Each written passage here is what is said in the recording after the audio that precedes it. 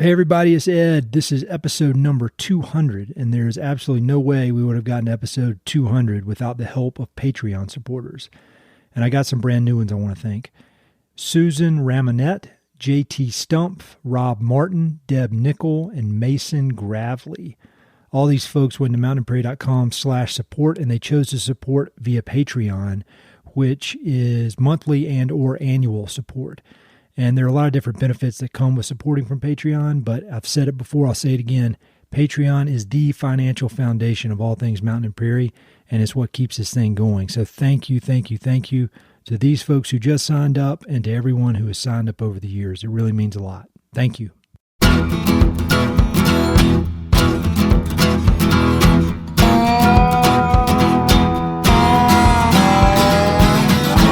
This is the Mountain and Prairie Podcast. I'm Ed Robertson.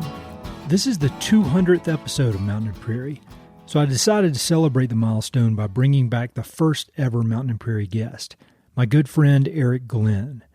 Erik is the executive director of the Colorado Cattlemen's Agricultural Land Trust, a statewide conservation organization that protects Colorado's agricultural land, heritage, and families for future generations by conserving working rural landscapes. Erik is also the president of the Partnership of Rangeland Trusts, also known as PORT, a collection of 9 ag-based Western land trusts who work together to, quote, advocate for the conservation of working lands and Western heritage for the benefit and well-being of future generations. When Erik and I spoke for episode number 1 all the way back in the spring of 2016, he was only about a year into his role as executive director. At that point, the organization had conserved just over 465,000 acres of land in Colorado. Fast forward 7.5 years to today, Erik and his team have added an additional 300,000 acres of conserved land, bringing the total to more than 765,000 acres. But more importantly, Cattlemen's has served as a loyal and trusted partner for more than 400 agricultural families who are deeply committed to conserving Colorado's Western heritage and working landscapes. I consider Erik a great friend and a wise mentor, and if it were not for his kindness, encouragement, and counsel, I doubt there would be a Mountain and Prairie, nor would I have ever worked in the conservation world. We sat down at his office in Lakewood and caught up on everything, including how Erik spurs innovation without losing sight of the basics of land conservation, his thoughts on building culture and retaining the best team members, balancing his own intense work ethic with his desire to set reasonable yet high expectations for his team, how having kids has changed him, the growth of PORT, his mentors, the evolution of the perception of conservation easements in the ag community, threats and opportunities, book recommendations, and much more. A huge thanks to Erik for letting me use him as a guinea pig for the first episode all the way back in 2016, and for his willingness to join me again for episode 200. But most importantly, thanks to Erik for his leadership and commitment to conservation in Colorado, the West, and beyond. Hope you enjoy. Erik Glenn, it's so crazy to think that it was 7.5 years ago we recorded the first ever one of these things. And I was telling you, we were laughing when I was setting all this junk up, that I think people think I'm exaggerating when I say I went to Best Buy and bought the cheapest microphone and plugged it into my computer. But I definitely did that, and you saw it, and I didn't know how to work any of it. But you were you allowed me to come in there and ask you all those questions, and I really appreciate that. And who would have ever guessed that it would have evolved into this? But as I was getting ready for this, I was just thinking about your career and all the cool stuff that you've done, and then kind of where you and I were. And at that moment, we both had babies. I mean, months old, maybe like 8. Mine was 9 months old, maybe, when we recorded it. And now I've got 2, you've got 3. You were in that job for about a year at that point, and now you've been in it for about 8.5 years. Is that right? Yep. And when I was looking at just the straight up stats of how Cattlemen's has grown over those 7 years since we last talked, it's staggering. And so I want to talk about Cattlemen's. I want to talk about the successes y'all have had, but I also want to talk about you as a leader, because I think that is really, really interesting. I think people can learn a lot from it. So before we get started, for people who have not gone all the way back to episode 1 in 2016, tell me about Cattlemen's. What is the Colorado Cattlemen's Agricultural Land Trust? Well, first, Ed, thanks for having me. back on the podcast. It's incredible to see where it's come from that first episode when we recorded it in the basement of the Cattlemen's office in Arvada. And here we are now in 2023, and to see how the podcast has grown and the influence that you have. I say all the time that my claim to fame is that I was the first guest on Mountain Prairie, and I mean that sincerely. And it's fun to get together with you again and talk about conservation, leadership, cattlemen's, all the things that you and I share a passion in, Teddy Roosevelt, whatnot. But so Colorado Cattlemen's Agricultural Land Trust, we're a statewide conservation organization that focuses on the conservation of working agricultural lands. And really, Cattlemen started in 1995, but the idea was started a little bit earlier than that. And the whole idea was, can you create a conservation organization that works for agricultural producers, that's built by agricultural producers, that's built by cattlemen? And what would that end up doing to the pace and scale of conservation? Mm-hmm. When you look at private land ownership in the country and in the West in particular, most private lands are owned by agricultural producers. So if we think that conserving private lands is critical to any number of goals we have, they might be goals to around food security. They might be goals around climate, and they might be goals around wildlife habitat, whatnot. If you focus on creating an organization, a conservation organization that really has at its heart and at the center of it the type of people that they're trying to serve, mm-hmm. so these agricultural producers, can you create more conservation? And that's what we've done. And in 27 years, it's proven to work really effectively. Mm-hmm. And Colorado Cattlemen's Agricultural Land Trust has grown into, at least if you look at it in terms of acres conserved, which is always something that conservation groups like to look at. It's one of the largest land trusts and conservation organizations in the country. But if you look at impact, which is what we want to look at, that's where I think the magic has happened, is that not only have we conserved over 765,000 acres of land and land that grows our food and fiber, but we've helped communities stay resilient. We've helped families continue businesses that have been around for, in some cases, hundreds of years, mm-hmm. And allowed the next generation to come back and continue to participate. And we've allowed new folks to kind of enter into ranching and agriculture and get their feet on the ground and up and running. And that's where we, I think, are unique. We look at conservation from the people and the community perspective, mm-hmm. instead of just the acres. We like to talk about the acres. We have to talk about the acres. But when we start talking about the community and the people and the families, that's how you can drive scale of conservation. That's how you can keep a agricultural economy vibrant. That's how we can, I think, and I would argue, how we're going to revitalize a lot of our rural communities too. Well, I credit you and Cattlemen's, but specifically you, with really educating me on how conservation works. Because, when I first started getting involved in conservation, I think like a lot of people, I thought it was, conservation's like a national park. You get as many people out of there as possible and you let it be pristine. And it was from hanging around with you and all the people that you associate with, both landowners and partners, that I learned about the importance of private lands and the importance of people interacting with those lands in a productive way. And one of the first things I remember learning from you was y'all had, you and maybe some other people, I can't remember who was involved, but had commissioned a study from CSU about the economic impacts of conservation in rural areas with private land.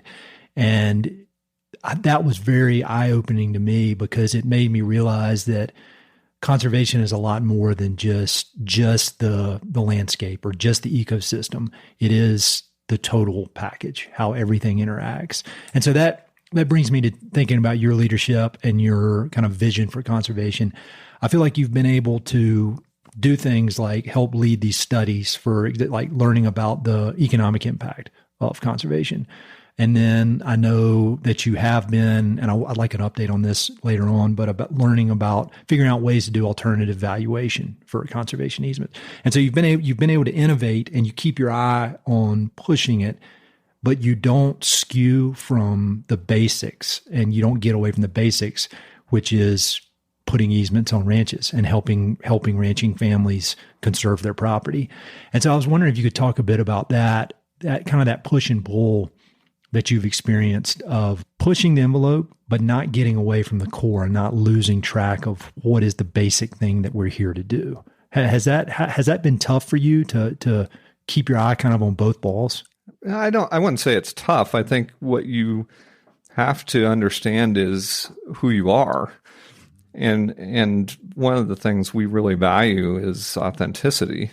And we also value culture. And I spend probably more time talking about culture within our staff and our organization than I do talking about anything else, to the point where if I start talking about culture with our staff, they start rolling their eyes a lot of times. But you got to be disciplined. You got to rise above those eye rolls, because the more you just continue to repeat who you are, what you do, the more it becomes ingrained and habitual, right? It's just like working out. Yeah. If you make it a habit, you'll do it. And for us, the habit is really about understanding who we are. And who we are is we're a service organization for the membership, first and foremost, of the Colorado Cattlemen's Association, but then also agricultural producers across Colorado. And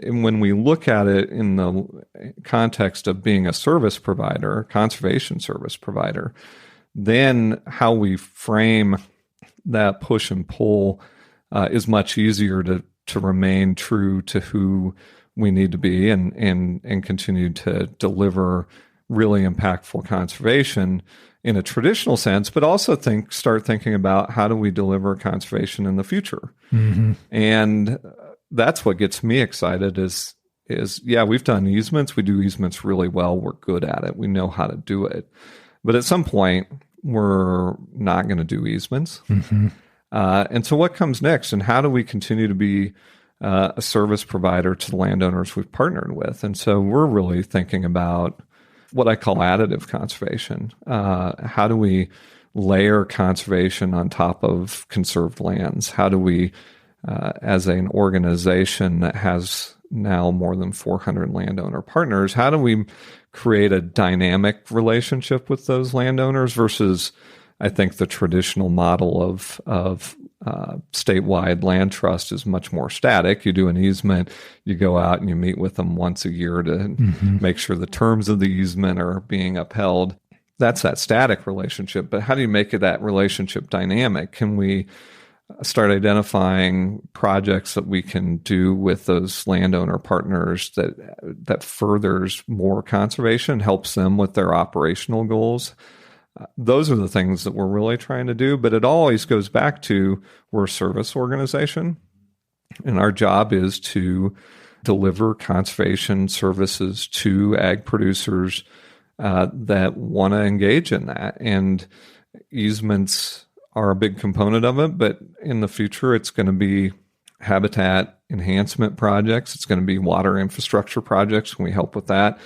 It's going to be carbon offset and carbon mitigation. I think you're going to see biodiversity markets emerge, and we're going to work on those types of things.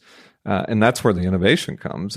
It all stems from this idea that if we can help our landowner partners achieve their goals, then we're going to see great benefit from a conservation perspective. You said culture, and I had that written in big all caps at the bottom of my paper because I wanted to ask you about that. I think when we recorded our first episode, you were just a few months away from finishing your MBA, and I got an MBA, and there's a lot of that kind of talk about culture and the talking about it. And when you're talking about it, like when you say that, like, okay, I get it. But actually implementing that, I've heard a lot of people talk about culture. And I'd say the vast majority of them, they can talk, but it doesn't actually translate into real world changes in the organization. And so how do you go about that as a leader? Like how do you actually implement it? Because it's you say you're saying it over and over, but there's something else you're doing. And I think if there's anything that's clear about the last 7 years since our first podcast is that you have built this really great culture here because the staff retention, they're veterans that were here when we recorded our first episode and they're still here and they love it and they're still feeling challenged. And then you've grown that team, which presents a whole different set of challenges of how do you bring in new people that can follow the culture. So, I mean, do you have any specific examples or thoughts on how do you actually implement it beyond saying that? And if you may not want to say, you may want to write a book and then you could sell that book and make a lot of money. But if you can give me some free advice, I'd appreciate it. Well, it starts with the mission of the organization and then it comes from the values. And those aren't things that I created by any means, and I talk a lot about culture and I'm sort of obsessed with it.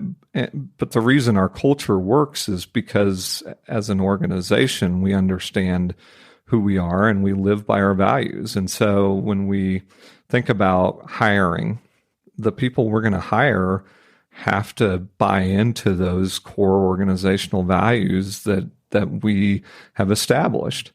And if you're hiring just based on skills or just based on expertise or experience, I think you're going to struggle a lot of times with culture. I think as organizations, we have to look as much at the value proposition and match that value proposition we have as an organization with the values that individuals that we're recruiting hold.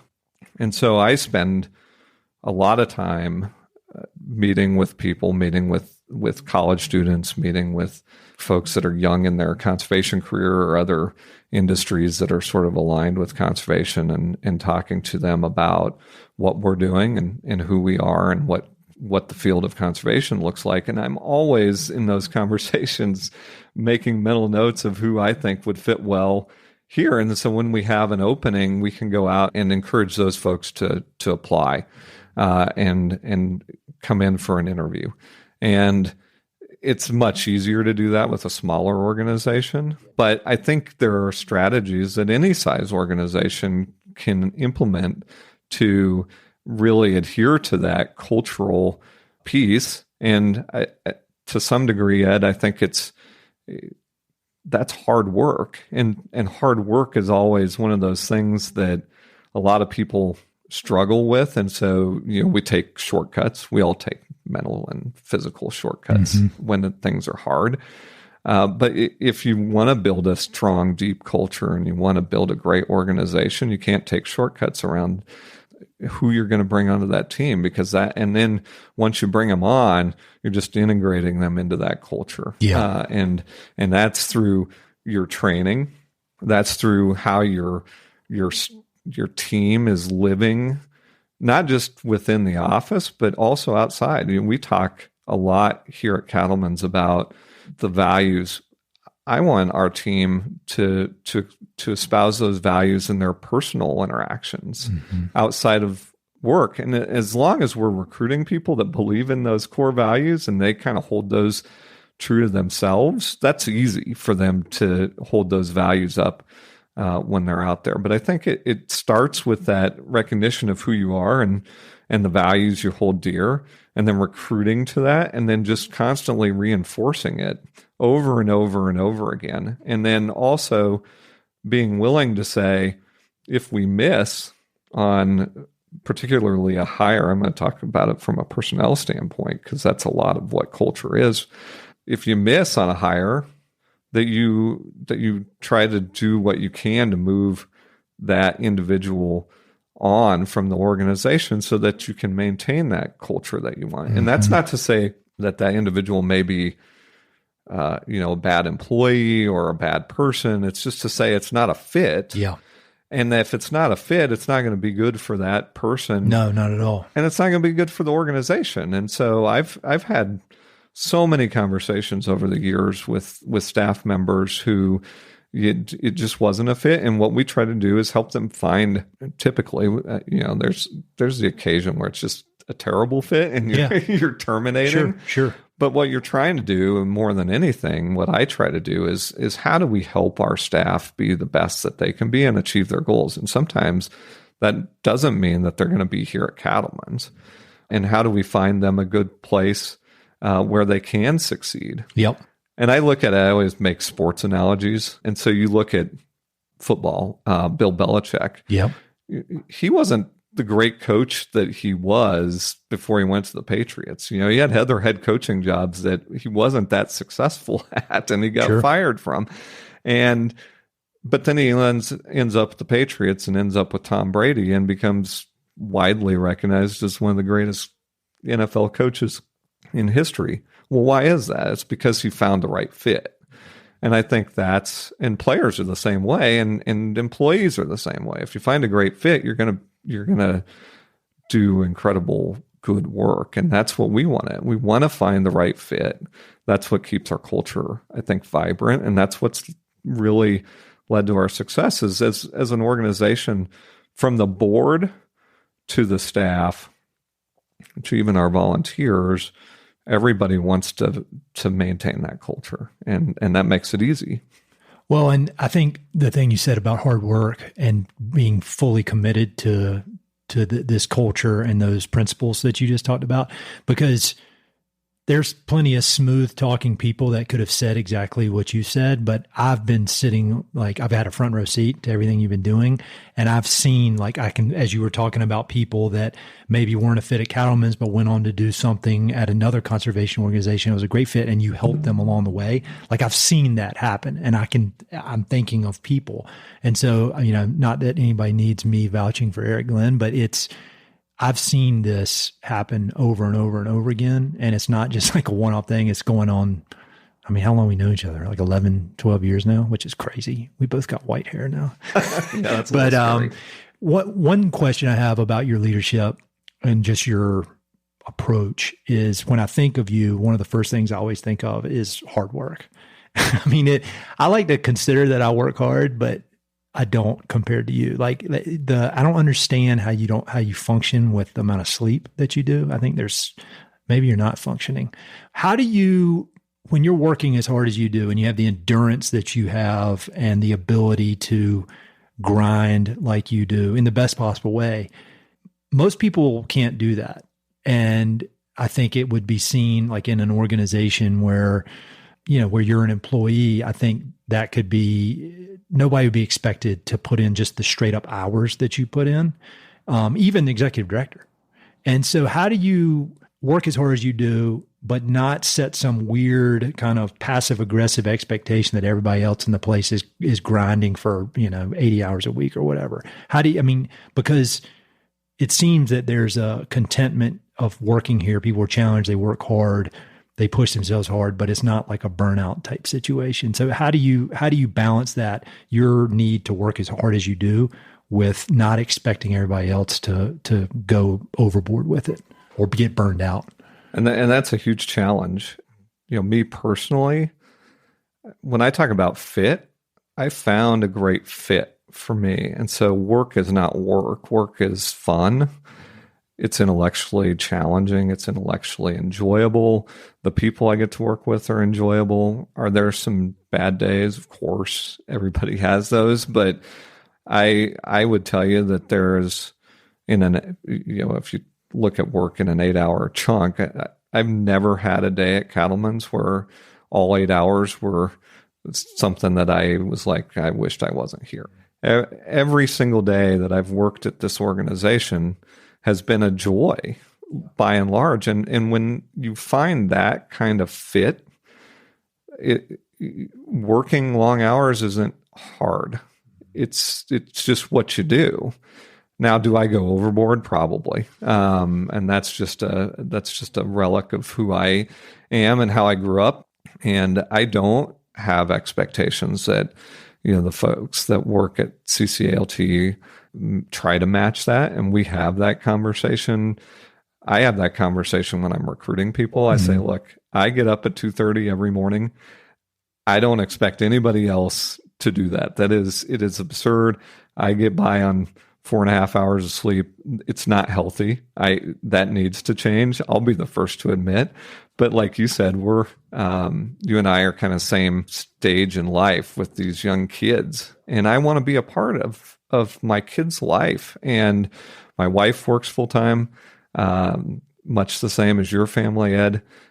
And the only way I can manage where I want to take this organization and help support the team that I've built, a lot of them were here before I became executive director too. So the team that we've kind of built together, and be engaged in my kids' life and also be engaged in community activities that I want to be involved with, I have to grind that way. Yeah. And it gives me joy, right? It brings me purpose.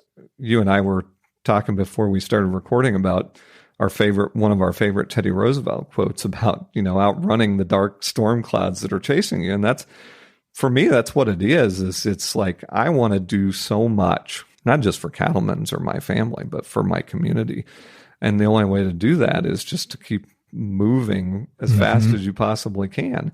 And not everybody's going to want to do that. And that's okay. And so when we talk here at Cattlemen's about it, it's about this concept, not of work-life balance. That term drives me crazy because you're never going to find balance. No. And balance is 50-50, right? And I said, a management professor told me, he was like, we got to get past work-life balance. We got to get into work-life optimization. Mm-hmm. And that's what we talk about, is like, there's going to be times where you're going to put more time into work.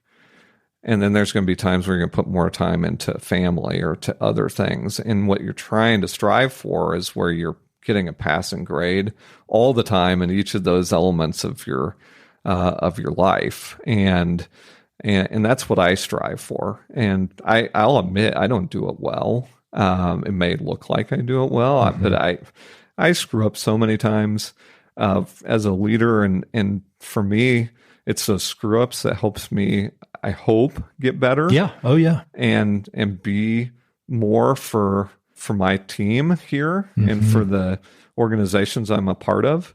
I look at my role as executive director first and foremost as carrying forth the vision and the mission and the values of the organization. But as important as that is to an external audience is helping our team and each individual on our team grow and accomplish what they want to accomplish. And that's what I see my role as. And I may not do it as well as I want to be doing it. And I may not be doing it as well as some of our team members would like me to be doing it, but that's what I'm striving for. And I think that's the piece as leaders we need to recognize, is that I think if we're honest with ourselves, we're never where we want to be. But if you continuously want to try to improve and get better and be humble and recognize when you screw up or when you're not doing it as well, and be open and honest about that, that's what we have to do. And that's how I go about it. Are you really hard on yourself? Because the thing about, you're always so calm, and you're just, that's one thing, you've always been calm, even if, stuff there's an emergency, you're always calm. But do you beat yourself up? Oh yeah, all the time. Okay, I do too. But it's a lot more on the family side. Well, that's another question. That's my next question, actually, is thinking about family, because it is really crazy to think that we just had these babies. Do you remember? I don't know if you remember. We went out to eat dinner one night in Denver, both of us and our wives, and we had initially planned to get sushi, and then we both started stuttering. We're like, let's go get pizza instead. But we were too early in the pregnancy to admit that we couldn't say we were pregnant. And then it came out later. We were both kind of looking at each other. And then like a few weeks later, like, yeah, our wives are pregnant. We couldn't eat sushi. Do you remember that? I do. And so we had these babies. And in a lot of ways, I feel like my life kind of started, was getting started at that point. And with career stuff, in a way, it was, because I just started this podcast thanks to you. Did having kids and having 3 kids now, how has that changed you? Either your thoughts on the importance of this work you're doing, how you approach the work. What is that? How has that played into just your development? Because it's been, it's crazy for me. It's been like a foundational shift. Well, it is. And what I've learned is that at different stages of your life, you're going to go about your day differently. Mm-hmm. And that's what I try to pass on to the team too, is like, before I had kids, I'd stay up till 1 or 2 o'clock in the morning working, because and sleep in. Mm-hmm. And then as I had kids, and I would have to put them to sleep, and they wouldn't sleep during the night, and you're getting less sleep. And you constantly, I think, as you go through life and you're trying to find how to be successful and do all the things you want to do, if you're constantly willing to change and shift even your schedules and how you're doing that, that's how I think you can be more successful. And so, I went from staying up till 2 o'clock in the morning to now I go to bed hopefully at 8 when I put the kids down, and get up at 2:30, which is totally different. Unfortunately, it's now like you put the kids down and then you got to get back up and go do dishes and dishes other kill things. Me, man. I did them. So that's when I listen to podcasts. Dishes. It's right? Constant dishes. Right? That's it. Yeah. And that's where, for me, that's where I can, I do the same thing, listen to a podcast, or if I'm lucky, it's a time for my wife and I to have a conversation. But that doesn't happen very often now with 3, because she's off doing something with the baby. I'm down doing dishes, or vice versa. And it's just, it's just, life is this kind of constant evolution of change. And I think if you can recognize that and be okay with it, and be okay with just constantly having to adapt, you can find that work-life optimization. But you have to recognize that you're not gonna do it as well as you want to do it all the time. Mm-hmm. And it's just, sometimes it's about getting that C, quite frankly. Yeah, just pass just grade. Pass. Yeah. And that's why I think the MBA was such a blessing for me, and to go through it as I was making the transition into the executive director role, and having some really good mentors that were professors that were saying, the best advice they could give me was get comfortable being uncomfortable. Yep. It's the greatest advice I could give to anybody that's starting out, is if you can get comfortable being in uncomfortable situations, you're gonna find a way to flourish. And then be willing to be nimble and agile and adjust as you need to, because that's especially with the pace of change we're seeing today. I have no idea what to expect with artificial intelligence coming online. How do we use that in conservation? I think we can. But that's going to require huge adjustments into how we think about things. And I think if you're scared of it or get nervous about that change, then it's harder to find success. If you embrace it and just say, that's just life. And I think kids force you to do that. They do. They really do. It forces that discomfort. And I think about, you said you use a lot of sports analogies. Everything for me goes back to these silly ultra marathons. And both with parenting and with work stuff, I think of it as, it's like mile 85 in a 100-mile run, or I'd say mile 75, where you still have a decent way to go. And it's not really that fun in the moment. Your legs hurt. You're probably throwing up a little bit. If somebody were to just appear out of the woods and say, I can have you sitting on the beach in the Bahamas right now, and this whole thing will be over, I'd be like, no, this is awesome. This is so fun. I want to keep doing it. I'm not quitting. And I think about that with work stuff and with parenting stuff. Like in the craziest moment of parenting, when those kids are screaming, I only have 2. I can't imagine, 3 of them are yelling and screaming. If somebody were to appear and say, hey, I can have you back to where you didn't have any kids, you'd be like, no, this is the best part of my life. And the same with, 2 a.m. or now 3 a.m. when you're just waking up and you're working, it's not necessarily fun. You're not like giggling and laughing, but there's a fulfillment that comes from it that is hard to understand. And I didn't understand it really until I started doing this podcast. And like, I would catch myself staying up till 2, 3 in the morning editing. And I was thinking, if somebody had told me to do this, there's a 0% chance I'd be doing it. You know, if it were part of some job, but I loved it. And so I don't know. But a lot of that I've gotten from watching how you operate, you know, and your endurance for working on things that matter to you. One thing that I know you've done that we have definitely not talked about that's been very impactful for particularly the agricultural conservation community is your work with PORT, Partnership of Rangeland Trust. And I've gotten to know a lot of your cohorts in that thanks to this podcast. Can you talk about that organization and how that came to be, kind of what you do, what the need, what need it fills? Well, first I say I wish I had the endurance that you do to go out and run ultra marathons. You're if applying I can get it a mile matters. in, I'm lucky, Ed. So you know the admiration is mutual. You know, you've always been a role model to me, and I thank you for that. And I think you look at what you've done with the podcast. You found fit. Yes. And I think that's really important for people to find that fit. And then working at 2 a.m. isn't that hard. No, it's maybe not advisable, fun with quotes. Yeah.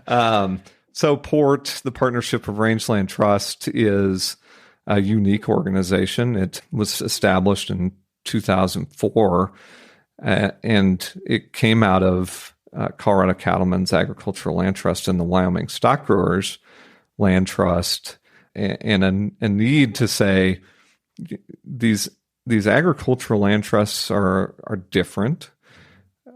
They're very hyper focused on one type of conservation, whereas most land trusts, you know, will do all kinds of different types of conservation. You know, they'll do small conservation projects in cities. They'll do big ranch or farm projects. They'll do all kinds of things. Yep. Whereas we're just hyper focused on ranch land conservation and in some cases farmland conservation.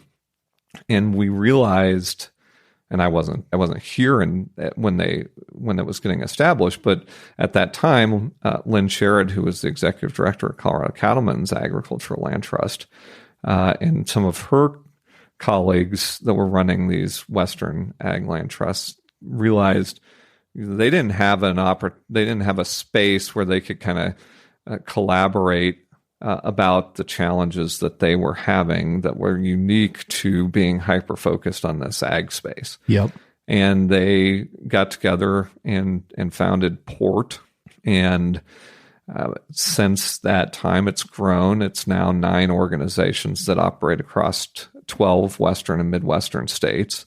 I think you're going to see more growth in the future, but the objective is kind of twofold. One is provide these ag land trusts with a group that they can come together and share best practices. They can address challenges.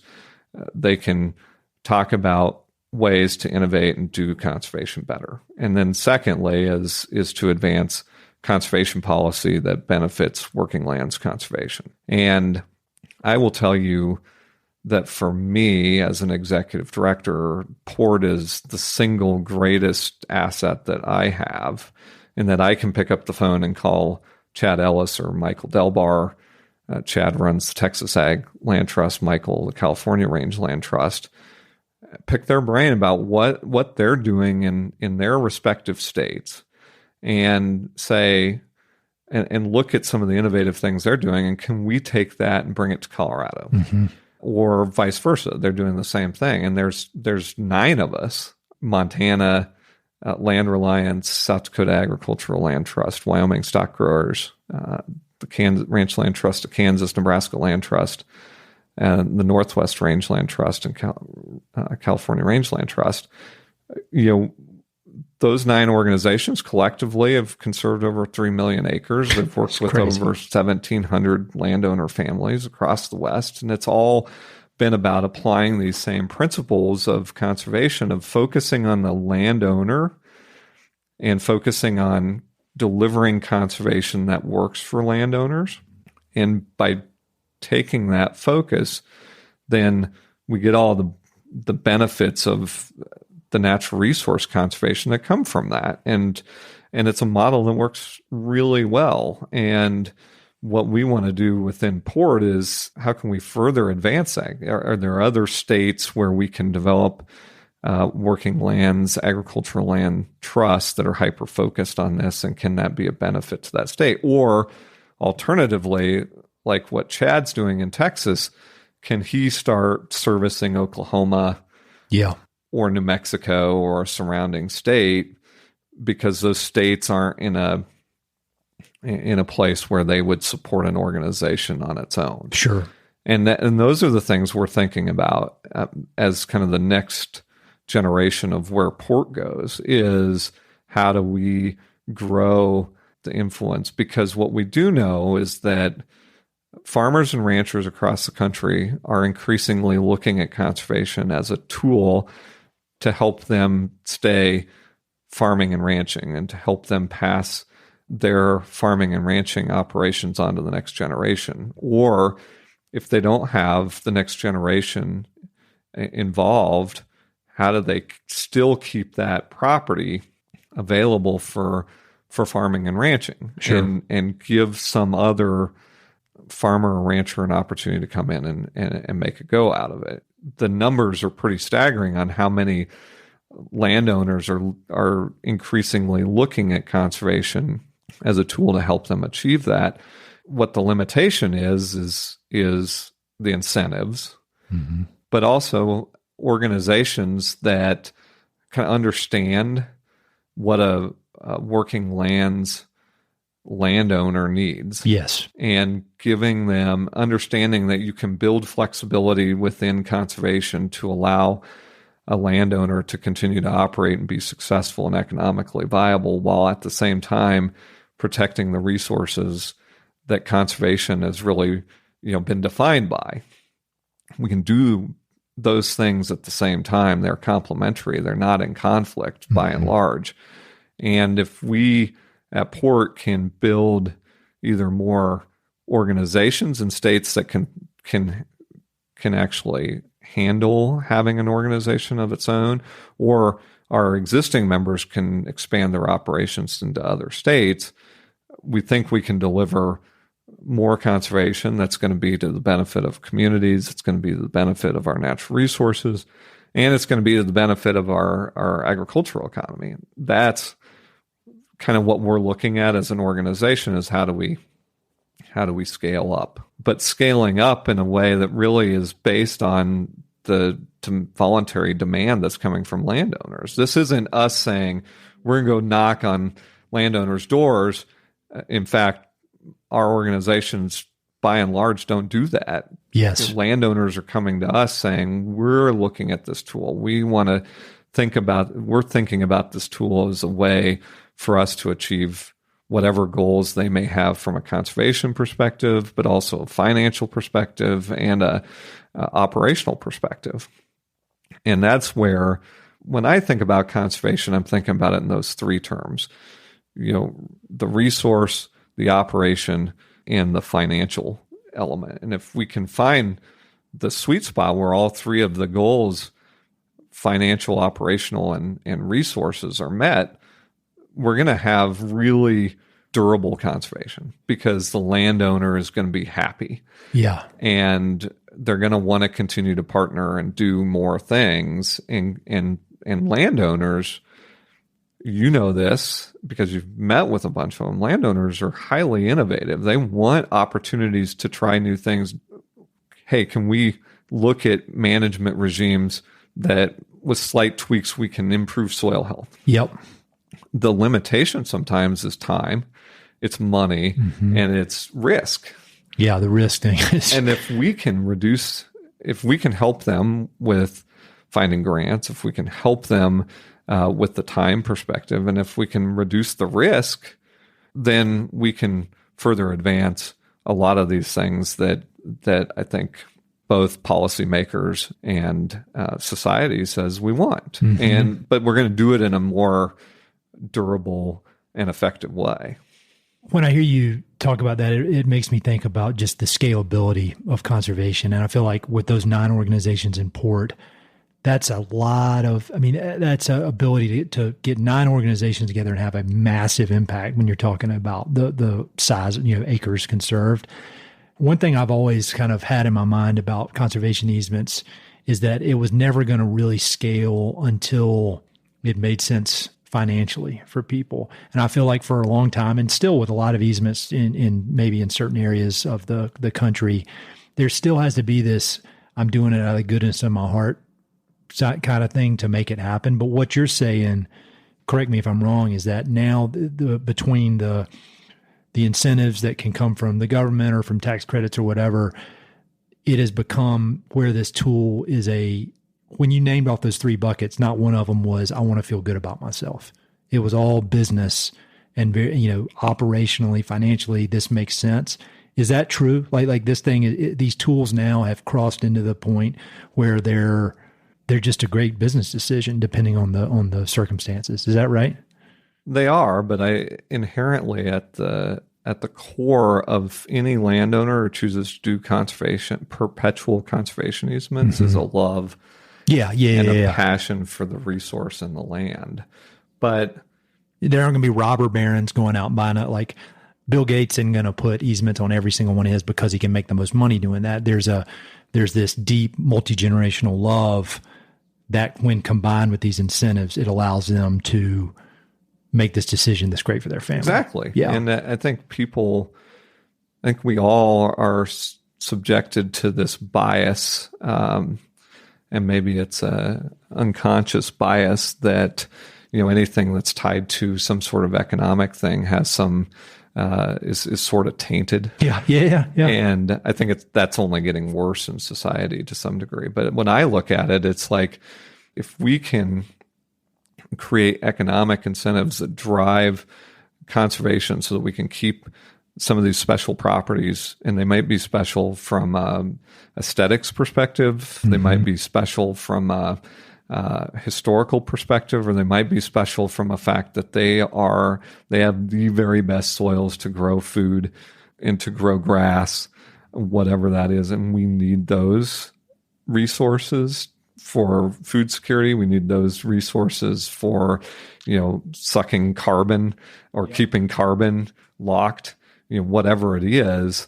If we can get an economic incentive that helps the landowner, the land steward, continue to steward that land well, and in most cases, I think, to help that land steward do more things to improve the stewardship of that resource, that's a good thing. And it's not only helping that landowner, but that landowner's taking those dollars that they're getting from a conservation investment, and they're putting it back in the land.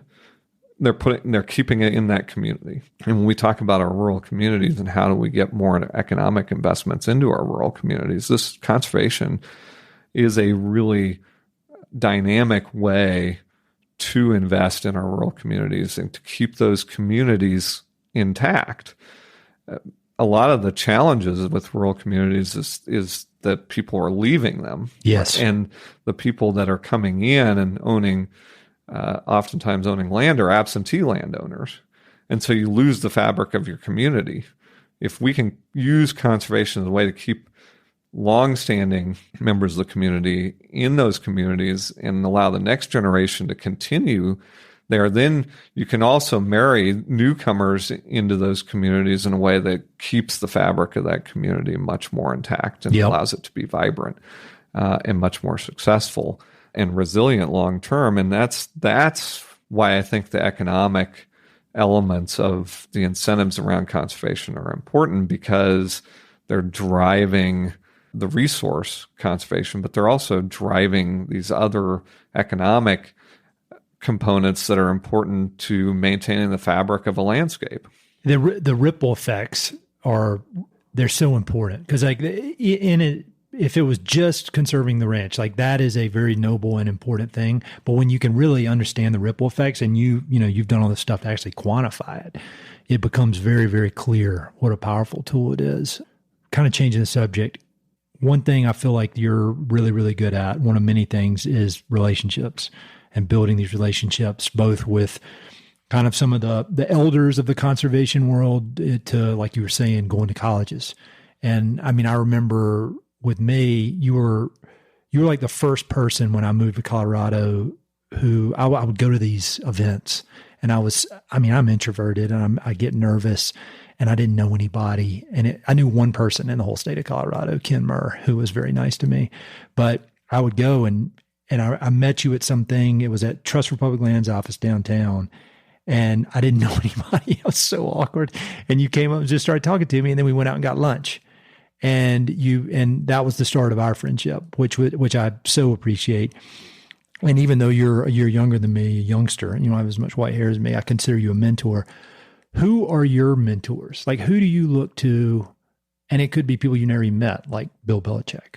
But who do you see as mentors for you that have helped you develop into this leader in the conservation world? I have so many, and I've had different mentors at different stages of my life and in my career. And I like people. I like being around people. I draw energy from people, and I particularly interesting people. And all people have a great story, right? And if you spend the time, you can learn something. Everybody does from them, exactly. But I would say the most influential folks in kind of my career progression, particularly in conservation, have been Chris West, who had my job before me. I tease Chris all the time about I learned more of the things not to do than I learned the things to do. But those things are important. And Chris had his own style. I have my style. We're great friends. He took a chance on me as a young professional who didn't even know what a conservation easement was when I came to his office and said, "You need to interview me." Yeah.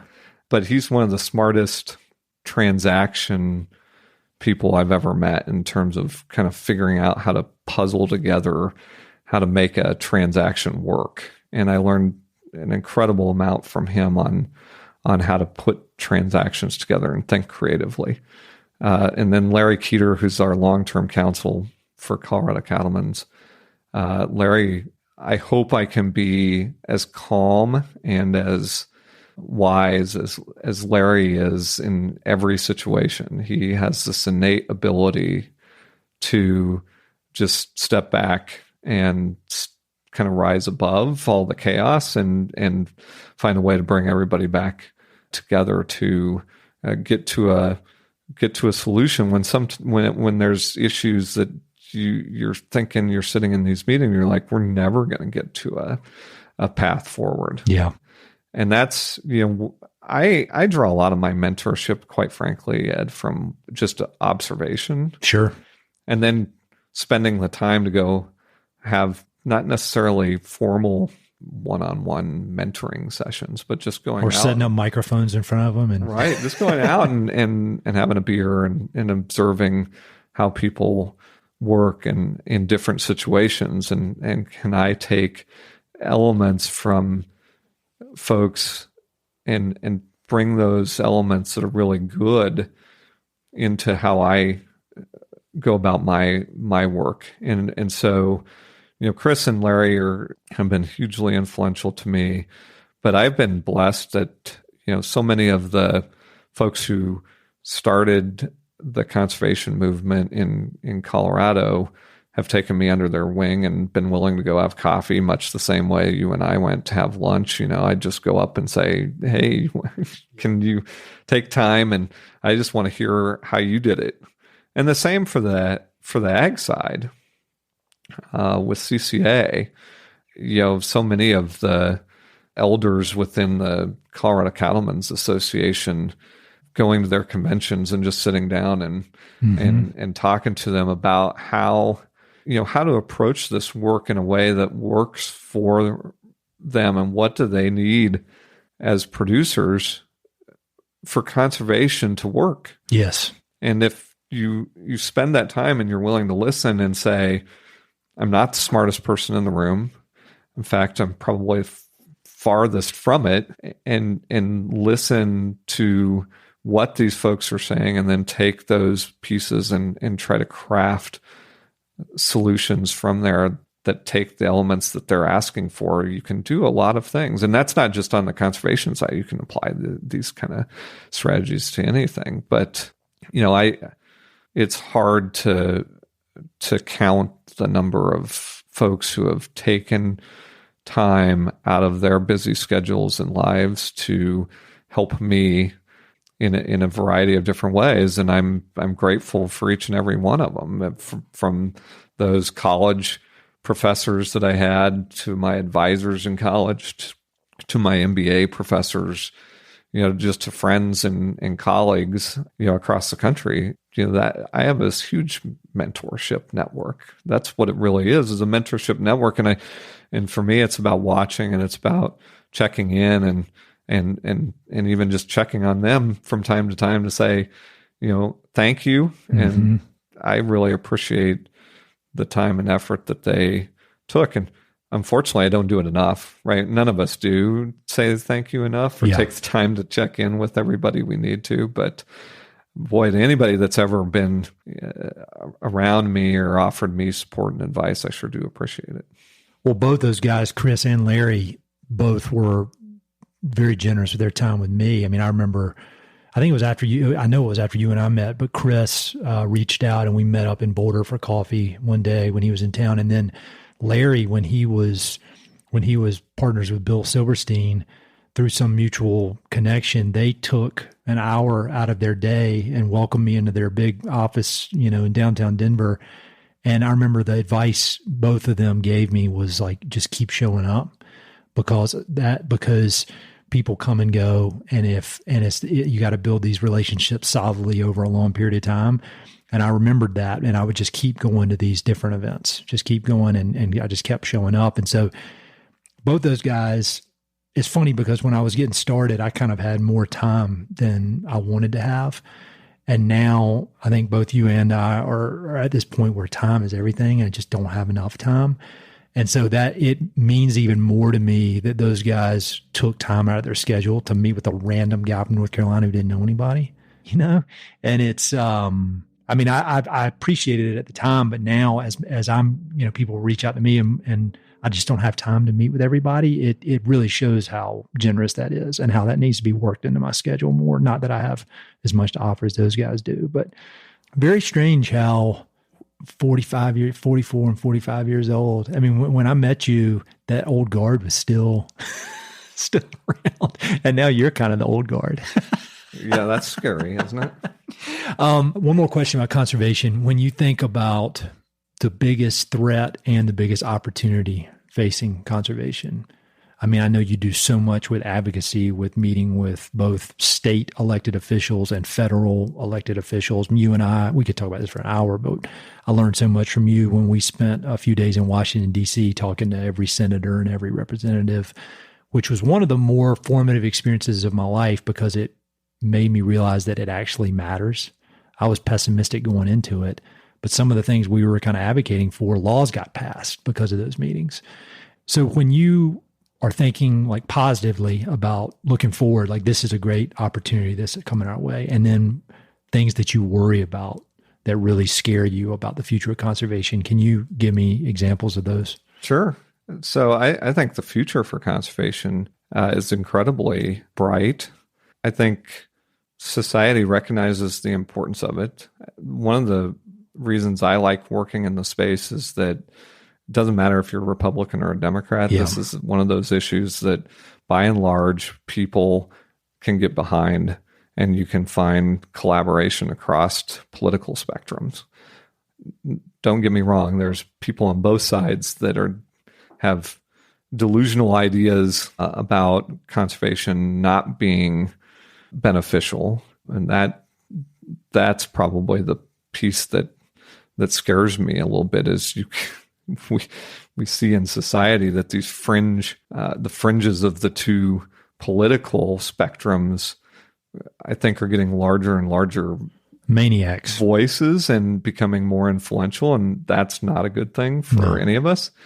And that part is the concerning piece, but because they seem to be gaining more influence. But if you look at the 88% of voters in the West support conservation efforts, according to polling that's been done by Colorado College and their conservation polling that they do. And so you look at conversations I have with landowners, there's not a single landowner that I've had a conversation with that's not interested in and actually doing conservation on the ground and would want and is interested in doing kind of more and more formally around conservation. What we have to keep in mind is that what's going to drive formal conservation, like conservation easements and habitat restoration work, is that we're able to provide incentives to enable those landowners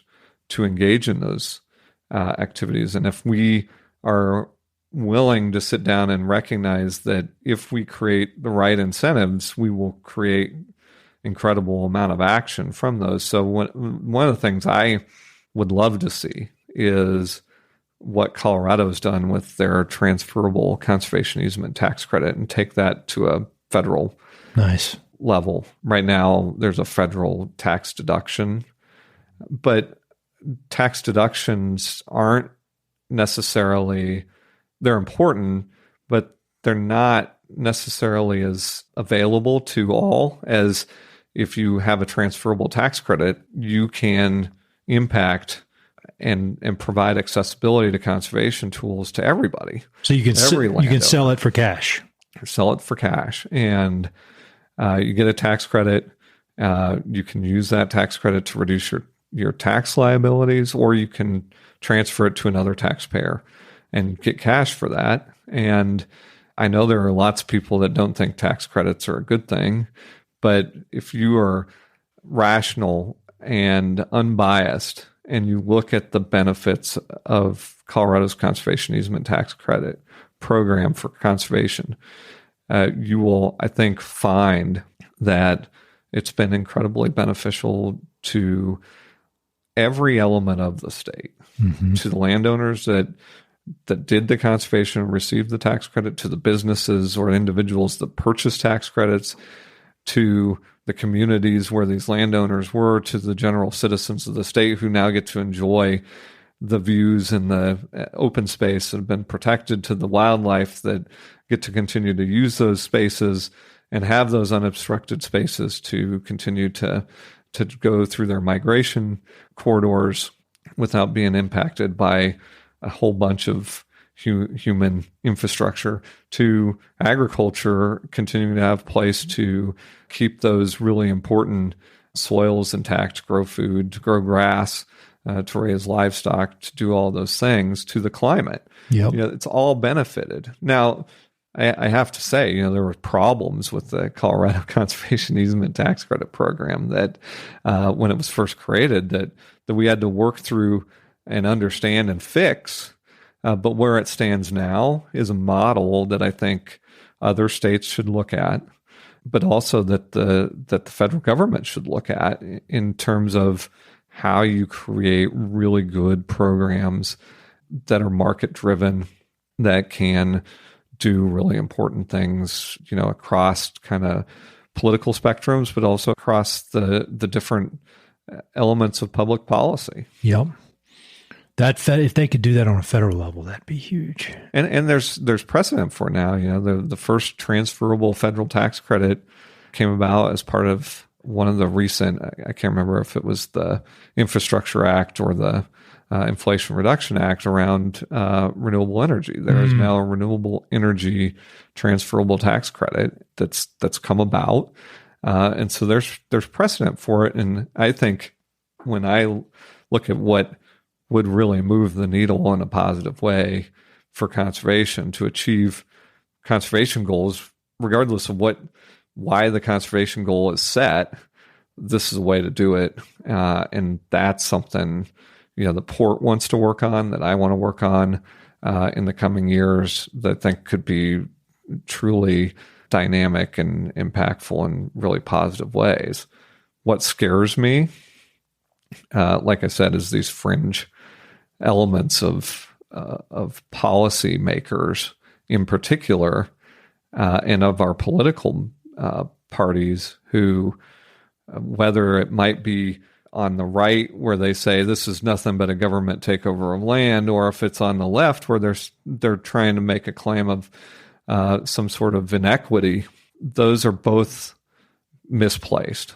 And I think when you look at particularly a federal transferable tax credit, you look at the distribution of conservation easements in the state of Colorado or in the state of Virginia, and the distribution from a geographic standpoint, if you're doing a kind of high-level spatial analysis, conservation is happening in every community in the state of Colorado and in the state of Virginia.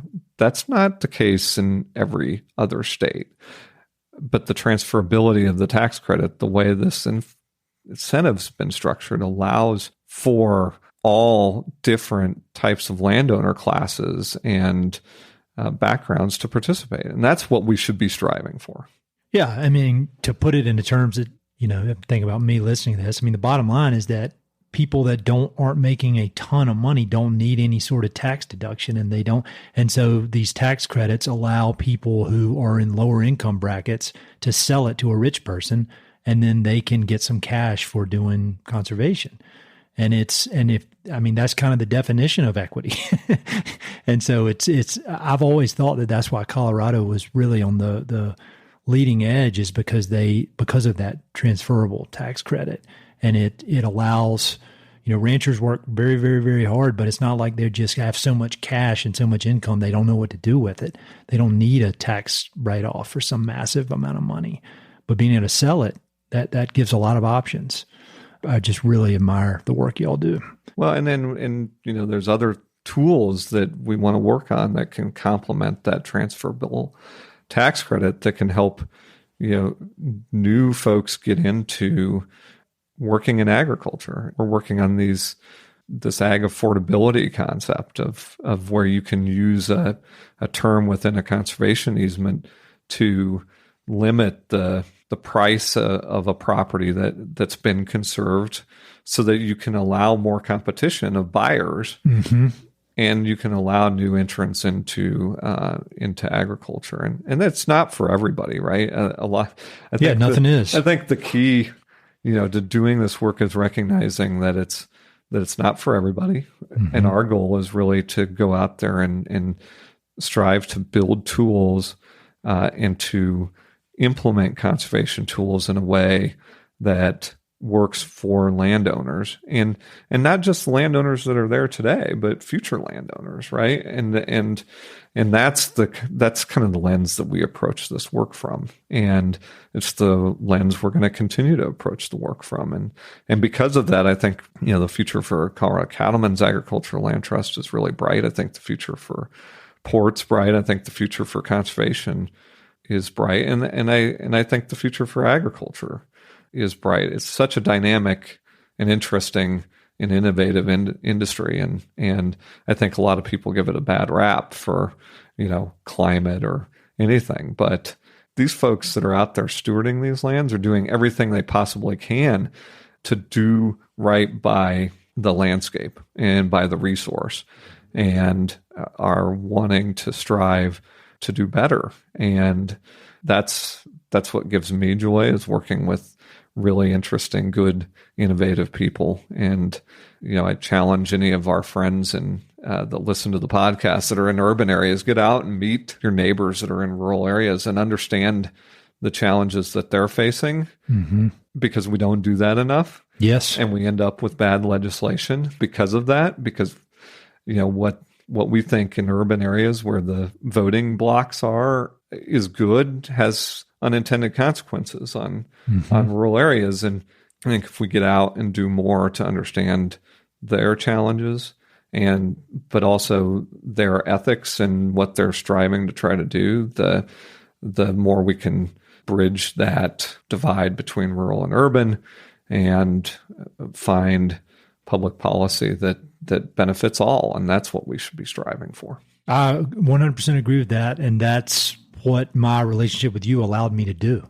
Between that and my real estate work of getting out and meeting these folks. I mean, I was living in Colorado, at least I was living in Boulder, which is a lot different than agricultural communities. But what I found was that whether you're, my next door neighbor, I've said this a million times, it was what I would call a militant environmentalist.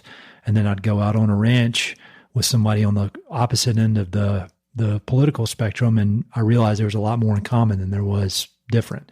And I think just meeting face to face, that solves a lot of problems, I think, when you can see the other person on the other side going both ways. It's just a person. Everybody's trying. I'm interested to hear your answer to this question because you've always got good book recommendations. Do you have any good books that you've read? I don't know how you managed to read anything with everything else going on, but business books, conservation books, I don't care. Just I want some book. And then I've got one for you that I'm going to send you when we're done. Well, the only way I read is via Audible. Do you really? I can't. I lose focus. I can't. Like I've tried to do it with dishes, and I can't. I'll zone out. I can't do it. Oh, I struggle with it too, Ed. But it's I spend a lot of windshield time. So I'll nice.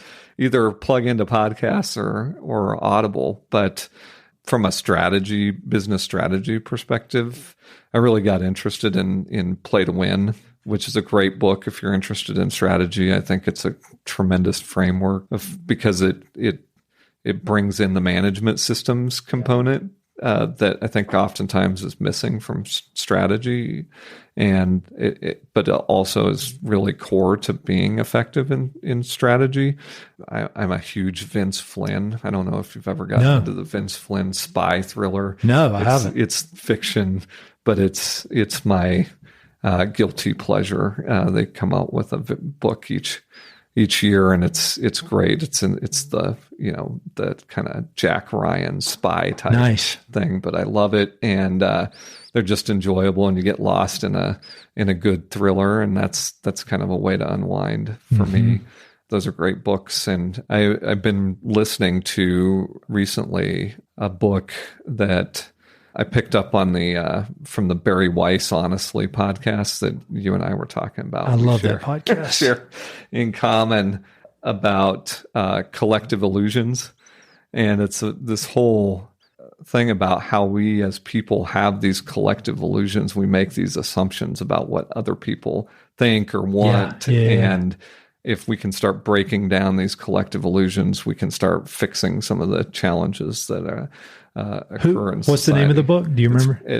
It's called Collective Illusions, and there's like a subtitle to it that I can't remember. I haven't listened to that episode. I might listen to that on the way home today. But and it wasn't. She didn't have the author on. It was she had Peter Thiel. Oh on, and he recommended it, and he's pretty controversial. But I was like, what is this all about? And I picked it up, and it's a fascinating read in terms of if you're into kind of the neuroscience stuff and why people make decisions and why people do what they do. And that's great. It's pretty fascinating. Yeah, and I'll second the Barry Weiss podcast. That podcast, both my wife and I both listen to it, and we'll have these long discussions about it after we're finished. And time is everything in our family, and there's not much time just to talk, and that rises to a level of priority because we both find it so interesting. And it's people who are listening to this podcast should listen to that because it will stretch your thinking on many, many issues. Yeah, I thoroughly enjoy that. One that I want you to read, and I'll either get you tell me, I can send it to you on Audible, is General Mattis's new book, Jim Mattis. It's called Call Sign Chaos. And I just picked it up. I don't know why I picked it up. It is one of the best leadership books I've ever read. And that guy is fully committed. He makes you look lazy. I'm sure. Which, I mean, it's unbelievable. But he was never married, didn't have kids. He was fully committed to the Marine Corps. And I found it to be one of the most surprising, powerful books I've read in a long time. So I'm going to get that to you. Well, I appreciate it. Yeah, because you'll love it. As I was reading it, I was thinking about our conversation coming up, and I was like, hey, Erik will like this book. So anything you want to leave the listeners with? I promise we're not going to wait 7.5 years to do this again. Because I mean, look at this damn list. I think we got to like a third of my list, so we got more to talk about. But any kind of parting thoughts? I think, be willing to your point, to recognize that we have more in common than we think.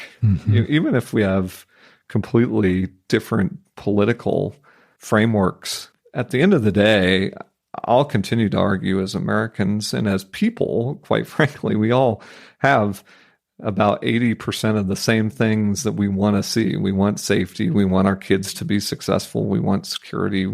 We want to have freedom. And I think if we approach our work, if we approach life, recognizing that not just in this country, but across the world, that we, as human beings, share 80% of things in common. And people will challenge me on that, I have no doubt, but I truly believe it. I do too. And we break down these barriers. That's what we need to be striving to do, right? And I look at it in the context of in my work at Cattlemen's. It's like I want to bring people that disagree with me, that have completely different ideas and backgrounds onto this team, and have them challenge me to be better and understand and look at things differently. And because while we look at those things differently and we have differences, at the core, 80% of what we are is the same. And I love it. I love the fact that we can have on this team, we have these huge disagreements. And at the end of the day, we come out with better ideas to deliver our conservation work in a much more impactful and meaningful way for the citizens of Colorado, for the landowner partners we work with, and for everybody else. And, that's that kind of idea and concept about being willing to embrace conflict and not shy away from disagreement, I think is what we're missing a lot of in society. That's why I love the Barry Weiss podcast. I echo I don't agree with everything that's on there, but it expands your mind and ability to think about issues in a different perspective, and we need more of that. And, I just want to thank you, Ed, for the work that you do through this podcast to advance recognition of resource issues in the West and conservation. It's a great service you do. And I think what makes it fun is you're authentic to the way you bring this podcast to life. And it's like this conversation. I mean, we talked about everything from kids to leadership to conservation. And I think that's what makes it real. I think that's why you found great success with it. And I was honored to be the first, and I'm excited to come back on I think this is the 200th. 200th. Is that right? That's exciting. So thanks for your friendship. Thanks for all you do. And thanks for having me on. No, right back at you, man. I really do consider you a great friend, mentor in the conservation world, just a good thought partner. And it's nonsense that I haven't seen you in person in so long. And it reminds me of how much I value the relationship. So thank you. And we'll do it again soon. Sounds good. Hey, it's Ed again. Thanks so much for listening to the podcast. I know your time is valuable, so it means the world that you spend it listening. If you want to support the podcast and help it to continue to spread and grow, there are a few ways you can help. Number one, pass it along to a friend or share it on social media. Word of mouth recommendations are the most powerful way for ideas to spread, so I'd love it if you could share the podcast with a few pals who might enjoy it. Number two, you can go to Apple Podcasts and give it a 5-star review. Good reviews encourage the Apple overlords to suggest the podcast to others. So there's a link in the notes if you'd be so kind as to give it 5 stars. Number 3, you can support the podcast financially via Patreon, and there are exclusive benefits for those who do, including a monthly behind-the-scenes newsletter, Mountain Prairie stickers, live and recorded video chats with podcast guests, and much more. Number 4, I've also got 2 emails that I send out. The first is my weekly email called Good News from the American West, which I send out every Wednesday. It's only positive news, something we can all use a little more of these days. And my other email is my bi-monthly book recommendations email. One email every other month with 5, 6, 7, or 8 books that I've recently read and highly recommend. But thousands of people on both of these lists will vouch for me. No spam or other funny business. And number 5, finally, check out my online store for Mountain Prairie stickers, shirts, and coffee mugs. I've got some really cool designs from Western artists with more on the way. So head to mountainprairie.com/shop to check it all out. I'd love to connect with you. I'm on Instagram and LinkedIn, so look me up on either of those platforms by my name or through the links on my website. All right, that's it. Thanks so much for your support.